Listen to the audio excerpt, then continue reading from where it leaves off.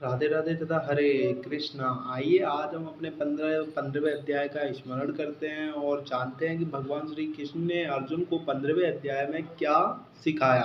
तो आइए। तो भगवान बोले, संसार अव्यस्त पीपल के समान है, जिसका पुराना पुरुष रूप जड़ ऊपर है और चराचर शाखा नीचे है। वेद इसके पत्ते हैं, जो जानता है वही वेद का ज्ञाता है। इसकी शाखाएं ऊपर फैली हुई हैं। सत्व रज और तमोगुण इन इसकी रसवाहिनी नसें हैं। इनमें इनसे इनका पालन होता है। शब्द रूप आदि इनकी डालियां हैं। पीछे कर्म रूप में प्रकट होने वाले इनकी जड़ें नीचे मनुष्य लोक में और भी नीचे तक चली गई हैं। पर अवश्यथ का यह रूप, इसका आदि अंत और आकार संसारी प्राणी के ध्यान में नहीं आता, तथापि इसकी जड़ गहरी है। ऐसे इस पीपल को वैराग्य रूपी दृढ़ शस्त्र से काटकर वह स्थान ढूंढना चाहिए जहाँ से फिर लौटना नहीं पड़ता। और साथ ही यह विचारना चाहिए कि जिसमें वह पुरातन प्रवृत्ति उत्पन्न हुई है, उसी आदि पुरुष की शरण हूँ। अहंकार और मोह रहित संग दोष को जीतने वाले, आत्मज्ञान से निरत, सब कामनाओं से दूर, सुख दुख नामक द्वंद्व पदार्थों से मुक्त ऐसे ज्ञानी पुरुष शाश्वत पद को पा जाते हैं। जिसे सूर्य चंद्र या अग्नि प्रकाशित नहीं करते, वही मेरा परम धाम है।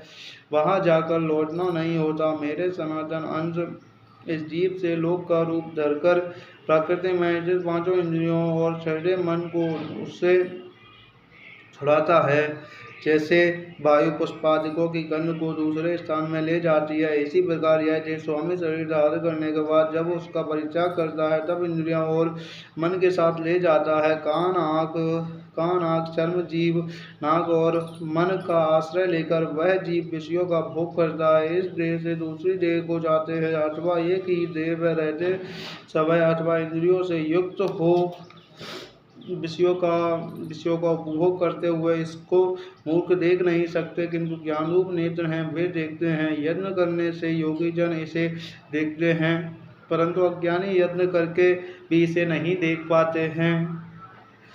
परंतु अज्ञानी यत्न करने से भी इसे नहीं देख पाते हैं।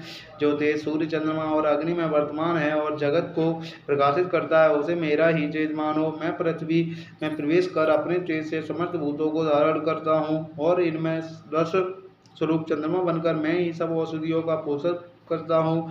मैं जठराग्नि होकर प्राणियों के देह में प्रविष्ट हूँ और प्राणवायु अपान वायु से संयुक्त होकर चारों प्रकार भक्ष्य भोज्य चौस्य लेह से भोजन किए हुए प्राणियों के अन्न को पचाता हूँ। संपूर्ण भूतों के हृदय कमल में निवास करता हूँ। मुझमें ही स्मृति ज्ञान और उसका नाश होता है। सब वेदों में जानने योग्य मैं ही हूँ। वेदांत का कर्ता और वेदों का ज्ञाता मैं ही हूँ। इस संसार में चर और अचर ये दो पुरुष हैं। जितने नाशवान प्राणी हैं वे चर कहलाते हैं और उसमें कटुस्थ अर्थात शैल शिखर के भ्रंश स्थिर चैतन्य को अचर कहते हैं। हरे कृष्ण हरि बोल। किंतु उत्तम पुरुष परमात्मा विकार रहित सर्वनियंता वैध मुक्त नित्य रूप तीनों लोकों में विश्व होकर धारण पोषण करता है, वह इन दोनों से अलग है। मैं चर और अचर से उत्कृष्ट हूँ, इसी कारण से लोगों और वेद में पुरुषोत्तम नाम से विख्यात हूँ। हे भारत, जो ज्ञानी जन इस प्रकार से मुझको पुरुषोत्तम जानता है, वह सब कुछ जानता है और सर्वतो भावित मेरा ही स्मरण करता है। हे भारत, शास्त्र के गुह वेद को जो मैंने कहा है जानकर बुद्धिमान पुरुष कृत होता है। राधे राधे हरे कृष्णा। यहीं पर हमारा 15वां अध्याय समाप्त होता है। हरे कृष्ण हरि बोल। हरे कृष्ण हरे कृष्ण।